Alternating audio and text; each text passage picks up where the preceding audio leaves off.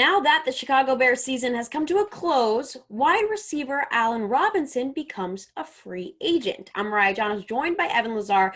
Now, despite Allen Robinson finishing the season with 102 catches for 1,250 yards and 6 touchdowns, he basically said he was unhappy with how the Bears season went. And I mean, you can't really blame him with that one.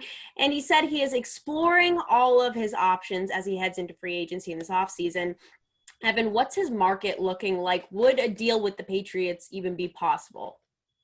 Well, it's going to be probably the biggest wide receiver contract that's handed out in free agency this year. And it's going to be close to maybe the biggest wide receiver contract in NFL history just because of the demand for wide receiver help and the fact that he's an unrestricted free agent. We're not talking about a player that's re-upping with his current team. We're talking about a player that's going to have a bidding war for his services come March. So that's going to be the most difficult part of it. And there's another part of the equation too that we'll get to later on. But I think in terms of his actual market, we're talking about $18 to $20 million a year as a starting point for Allen Robinson, somewhere like 5 for $100 million. I almost stumbled on that because it's such a huge number. Right. I think that's really a realistic ask for Allen Robinson. And the main reason why is you just read off those stats, 100 catches for 1,200 yards with Mitchell Trubisky and Nick Foles throwing him the football. And he did the same exact thing with Blake Bortles and Jacksonville. This guy produces no matter who is throwing him the ball. And if you get him into an offense with a good quarterback or a good system,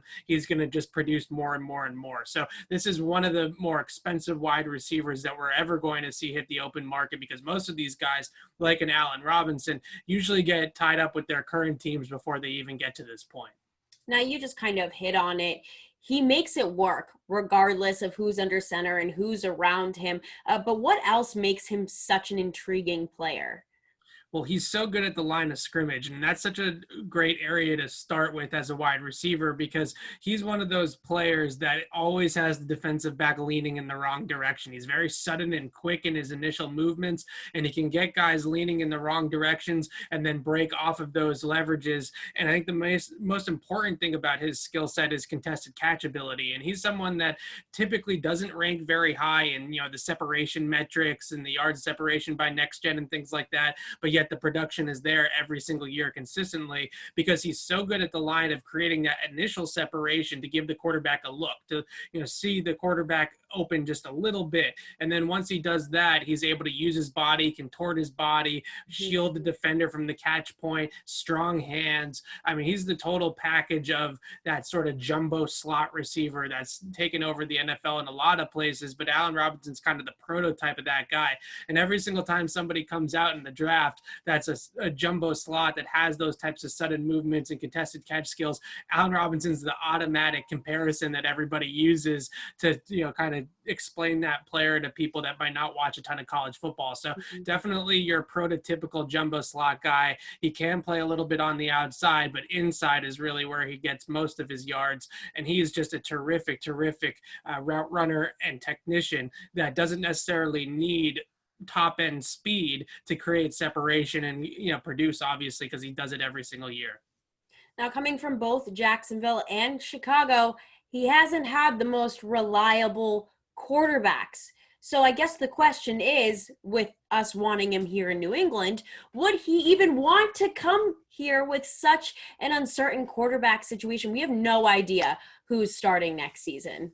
That's the most difficult part of this equation on top of the money factor, because it would be very outside the norm for Bill Belichick to pay a wide receiver $18 million a year and take up that much cap space with the wideout. Now, obviously the Patriots need it, and they haven't really been able to go the draft route, so going the free agent route makes a whole lot of sense. But Allen Robinson might, A, be outside of their price range, and B, I don't know if there's even going to be mutual interest from Allen Robinson's camp to come in here and kind of work it with a rookie quarterback all over again and kind of be a part of more of a rebuilding team and a team that's already ready made for him to just step in and compete for Super Bowls. As much as the allure of playing for the Patriots and playing for Bill Belichick might be attractive, I think it's going to be difficult to convince a guy, especially with the history that you mentioned with Trubisky and Blake Bortles being his main quarterbacks throughout his entire career, to come in here and play with a rookie or play with somebody like a Cam Newton who struggled last year or something like that. Now, The one sort of caveat to all of this could be that the Patriots have something bigger in mind at the quarterback position. Maybe we'll find out about that early in free agency. Maybe they can kind of give a wink, wink, nod, nod towards Allen Robinson and say, hey, don't worry about the quarterback. We got a plan for that.